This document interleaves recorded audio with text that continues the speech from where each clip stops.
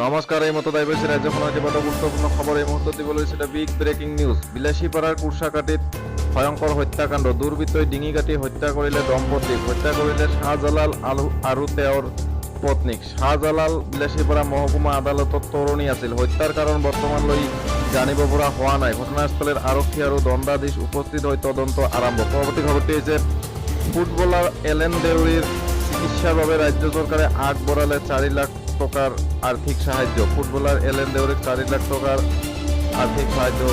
পৰৱৰ্তী খবৰটি হৈছে চৰকাৰী কৰ্মচাৰীয়ে টকা লোৱাৰ ছিষ্টেম সলনি কৰিছে। আজিকালি চৰকাৰী কাৰ্যালয়ত টেবুলৰ তলেৰে টকা ল'ব নোৱাৰা সকলে গুগল পে'ত টকা লয়। মুখ্যমন্ত্ৰী হেমন্ত বিশ্ব শৰ্মাই এনেদৰে ক'লে। পৰৱৰ্তী খবৰটি হৈছে ৰাজ্যত শেহতীয়াকৈ উন্মোচিত হোৱা টকাৰ বিনিময়ত চাকৰি দিয়াৰ অভিযোগত গ্ৰেপ্তাৰ হৈছে আন এগৰাকী বিজেপি নেত্ৰী। বিজেপি নেত্ৰী ইন্দ্ৰাণী তাহবিলদাৰৰ আত্মহত্যাই উন্মোচিত কৰা বিজেপি চৰকাৰৰ নিকা নিযুক্তিৰ নমুনাত নাম সাঙুৰ খাই গ্ৰেপ্তাৰ হৈছে ইজনৰ পিছত সিজন বিজেপি নেতাকৰ্মী। পৰৱৰ্তী খবৰটি হৈছে গুৱাহাটীৰ জালুকবাৰীত ভয়ংকৰ পথ দুৰ্ঘটনা।